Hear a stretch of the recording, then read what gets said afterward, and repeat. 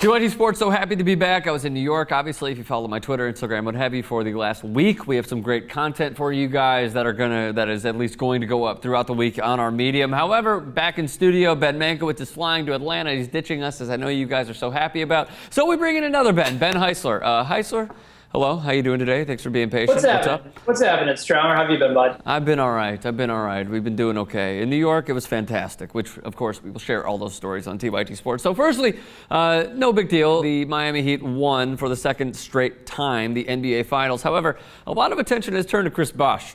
The reason being because of this vine via Coleman. So let's show that really quickly. I think his game, LeBron, changes, Mike, over the next 7 to 8 years. You think his game, LeBron, changes, Mike, over the next 7 to 8 years.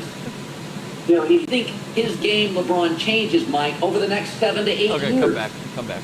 So, okay, you see the confetti fly in Chris Bosh's mouth. He is just a freaking punching bag in the NBA. You can make fun of a lot of guys. You can make fun of, I'm not going to, all right, Gilbert Arenas for even being an idiot. You can make fun of all these guys on certain levels. You can make fun of Dwight Howard, what have you. However, out of the big three, Chris Bosh seems to be the one guy that is misplaced and takes a bunch of the flack. However, before we get to you, Heisler, hang on.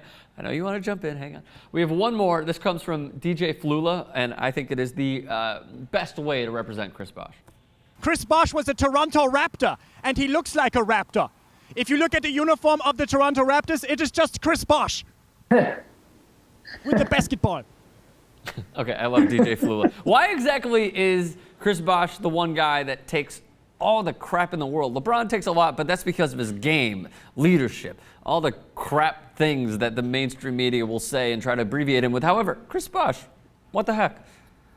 I don't really get it either, because I think also when he cut his dreadlocks, I think the dreadlocks, he was sort of had that sort of strange, bizarre look to him. And he talked about him looking like the Raptor from the old Toronto days. And yeah, I sort of saw that comparison. But to me, I think we should be able to make fun of his game a little bit more rather than just be a punching bag figure for something else. This is a guy who is part of the big three, had 0 points in Game 7. So you're talking about a player that, he made a couple of decent defensive stops, but you're right. He's a little bit more of a punching bag figure than he needs to be. He needs to be able to focus a little bit more on his game and trying to find other ways besides give the ball to LeBron in key situations and find a way to be able to make himself a little bit better on the court. I'm glad you brought up the fact that he had 0 points, because that is obviously the one thing that I left out. I mean, he didn't have a great NBA Finals up until the point when they played the Pacers. He actually didn't play well. He played well. He played really well, and then he had to go up against Roy Hibbert, who's a way better big than him, completely took him out of his game and out of his element, shut him down throughout from the Pacers series to the Spurs, and then it was pretty much like, you know what? He's the guy that's replaceable. And they've been saying that since he even came along. It's like, it's Wade, it's Bosh, it's Wade, it's LeBron. Whose team is it going to be? Oh, we don't know if Wade is going to do this, and oh, LeBron is this. And then it's like, oh yeah, put Bosh with the Chalmers and the Battiers and all that. When really, he's the other guy that came over in what seemed like a max deal and really put them on the map.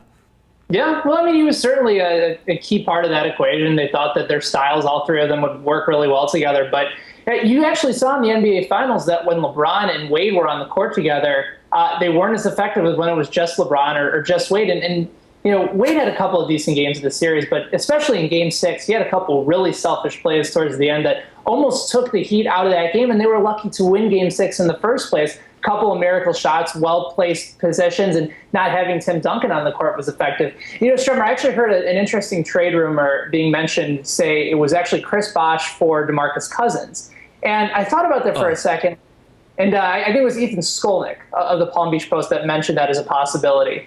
And they talked about the dynamic of Bosh going somewhere where we can actually go back to playing the 4 and being able to go and shoot from outside. Because when he was with Miami, when he still is with Miami, they wanted him to play more 5 than he was used to. And he just didn't like it. He didn't like the bruising part of it. And as you said, against Roy Hibbert, he really struggled. So if there was a situation where Bosh, after winning a couple championships, can go back to playing the 4 on a more exclusive level, maybe even some 3, just because of his outside shooting ability. Yeah. Maybe it's a situation, and maybe for someone like Sacramento, they get a veteran guy. They get someone who's going to give them maybe 8 and 9 a game. And I mean, it's not the talent of a DeMarcus Cousins, but you're getting such a wild card there that maybe it's something they'd consider. Okay, 2 final thoughts on that, and then we'll move on. Firstly, I would feel so bad for Chris Bosh because he's going from winning 2 NBA Finals, to then going to Sacramento, where it's basically him, Tyreek Evans, and not a whole heck of a lot else. And Jimmer Fredette if he ever plays again. And my second thought is that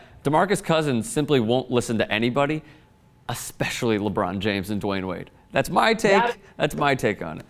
I don't know. I think when you're in a situation in Sacramento where you don't have a head coach with any sort of consistency, where you don't have a whole lot of veteran leadership on that team, it's easy to sort of create your own rules for yourself. But I would be shocked if Cousins went to Miami and didn't pick up from the veteran leadership of LeBron and Dwyane Wade. Yeah. And Shane Batty and the rest of cast of characters that they have over there. And you have a coach with 2 NBA Finals now, and they know that basically if he can't go to Miami and grow up, then he's not going to have a lot of time left in this league. So if Cousins ended up in Miami, I'd be very, very surprised if he didn't grow up very quickly. I also heard that the Miami Heat are looking into Greg Oden. So there you go. They can fill him in for Chris Bosh. Why not? They need a 5. They need a 5, Rick. Yeah, exactly. They need a 5.